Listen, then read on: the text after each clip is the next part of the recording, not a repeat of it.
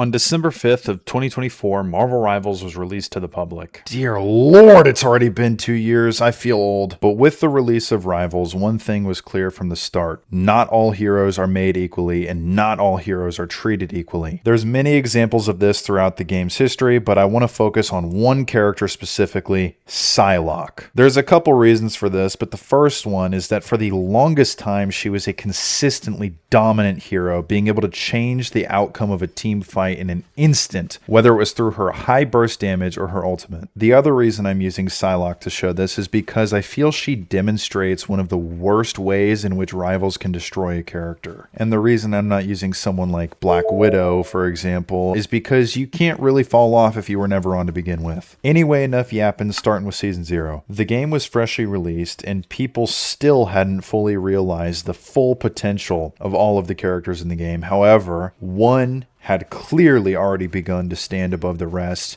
being able to rival characters like Hela and Hawkeye, who at the time, and honestly still, were incredibly powerful hit scan DPS, with even people like Necros saying, Psylocke. Is Psylocke S or Pickban? I feel like this hero is so fucking strong. Like, not quite Hela and Hawkeye level strong, because she's like a lot riskier, because you need to get close, whereas these heroes you just have like access to like really safe damage. I'll probably put her at the top of S. Like, she is super close. She would either be bottom Pickban or like top of S. But the biggest thing to note about Psylocke is that not only was she strong, but she was incredibly fun to play and felt way more involved than most other heroes, needing to utilize good cooldown management, good positioning and timing, and have good aim to get value.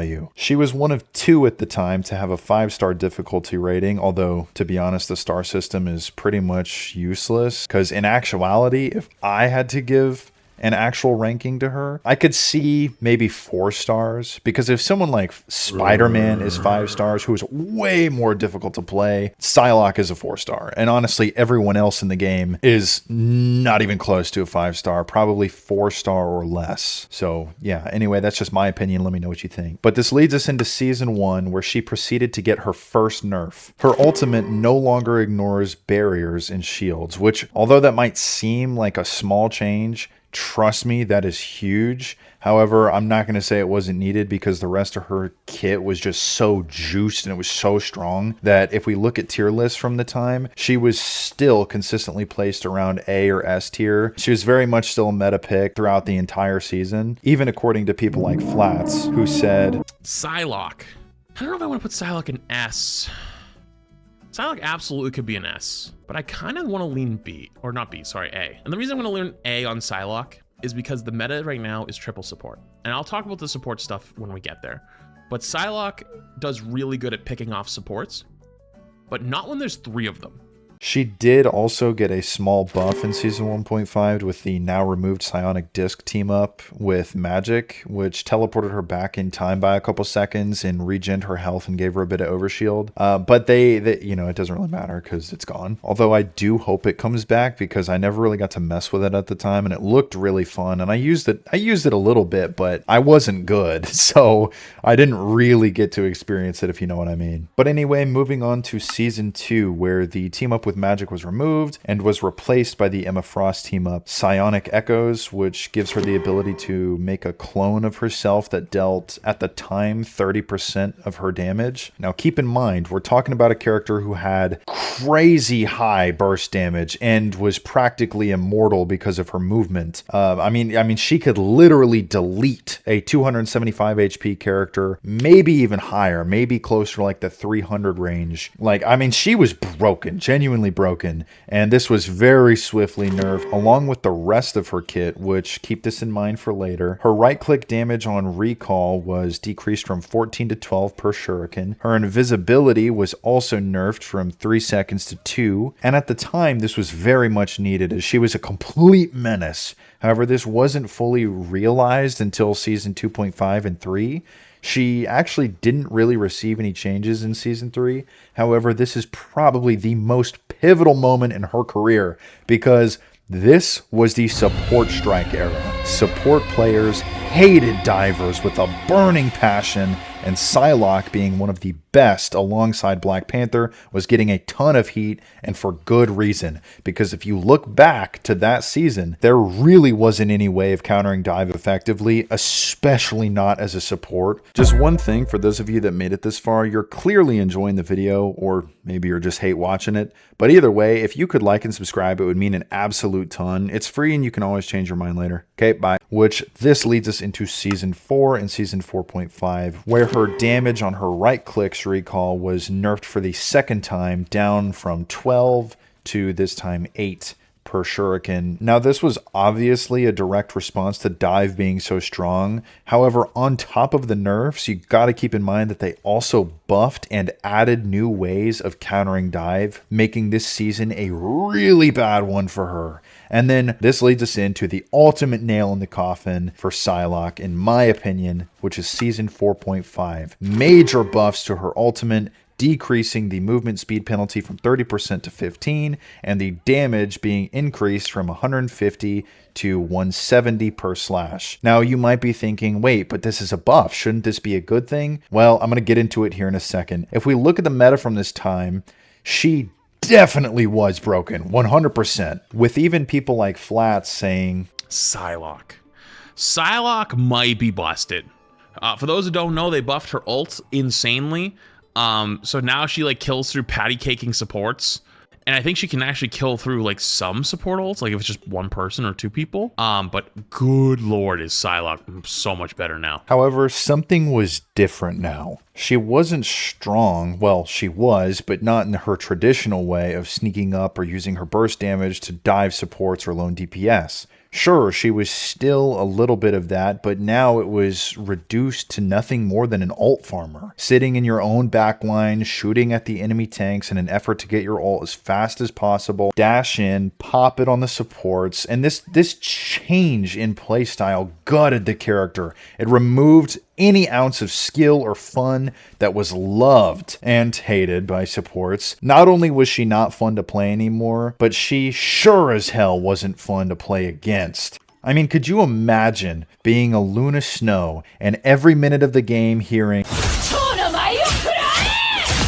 then immediately getting deleted? Now that we've reached the start of her downfall, I'm going to speed through the rest of the season's buffs and debuffs to get to my point. In Season 5.5, she received an ult charge increase from 2,800 to 3,400, which if you didn't think she was boring enough already, now it takes her even longer to get her ultimate, along with the Emma Frost team up being removed, getting rid of a huge source of her damage. Season 6.5, she had her damage fall off reduced, making her even more like a worse poke character, along with decreasing her ult's damage from 170 to 160 per slash. Season 7, she got a damage ult charge gain nerf, along with a passive ult charge gain nerf, along with a small buff to her cooldown reduction passive, and then a small buff to her right click's damage. After that, she was completely left alone and untouched until Season 9. So she was basically just left in a horrible state until now, Season 9, the season that just released. So she was given an increase in her left click damage from 12 to 13. This is the first time they've ever done that. The only thing they used to really change was the right click. And then they gave her the regenerative shield. So they took away 100 health, gave her 100 regenerative health. And then you have the Emma Frost team up and the Cloak and Dagger one coming back. So no magic one, which kind of sucks because I really wanted to use it, but it's whatever. And then if someone picks Cloak and Dagger, it will boost her base hit damage from 13 to 14. And then if you do Emma Frost, it will give her more overshield gain from her right click. But none of that really matters because they fucking nerfed it already. It's gone. It's gone. So what they did, they reduced the left click damage from 13 to 12. And listen, but you know what? Before I get into this, I'm going to say it was valid. It was valid. They had to nerf her. I know that because she was really strong. She was really good. The Emma Frost team up did 30% of her damage. So basically it was almost like being shot at by another person. Like it genuinely was like crazy. It was a very, very strong team up. But what I don't understand is the amount, like the lengths that they went. So they reduced the damage on the left click, which they just gave to her. and then they adjust her damage fall off, which was up from a couple seasons ago when she was an ult farmer, and now it's down to 8. So now you have to be basically tickling their neck and licking them on their ears in order to deal any damage. And then the team up with Emma Frost, this one they nerfed so hard. So you know how she got the extra, like if Emma was picked, they gave the extra overshield? Well, no, now it's down from 15 to 12. So it's only like 2 more, so it's just shit. It doesn't even matter. Reduced illusion duration, so the amount of time that the team up was active from 5 seconds to 3 seconds. Reduced the illusion damage from 30% to 15. So they cut that in half. They cut it in half on top of nerfing her damage and making it to where you have to be right next to them to deal damage. And then what catches an unnecessary stray is the Cloak and Dagger team up. They reduced the base damage that you get from 14 to 13. Like, and part of that is just because of this, you know, this being reduced. But once again, why? This was like the only reason you would maybe pick it is because it did give her a lot of damage extra, but they reduced it. Anyway, now she is, I'm not going to say she's bad because she is still good. Psylocke has always been usable. Even when she was at her lowest, like last season, she was still usable, but she still is far from being like genuinely meta. Maybe you'll see her in super high elos or in Pro League, but for right now, you're not going to see her in standard ranked games pretty much at all. There are just way better picks that get way more value so much easier. But the part that bugs me about this is that this is the season where everything is supposed to be broken and fun to play.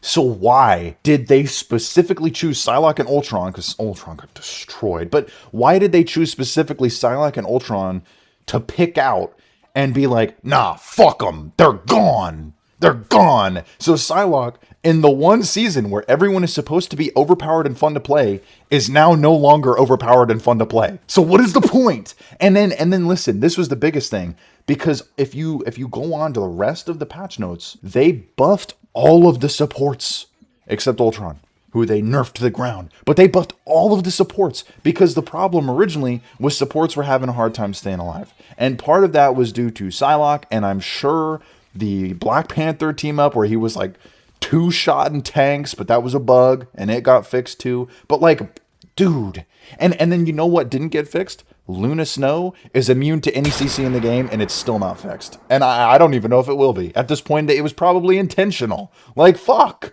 I mean, it makes no sense. I mean, and then they buffed Gambit. Listen, buffing a character who has been permabanned pretty much every season since their release is certainly a choice. And it's not like they buffed him by a little bit. They juiced this motherfucker. Like, he is so good.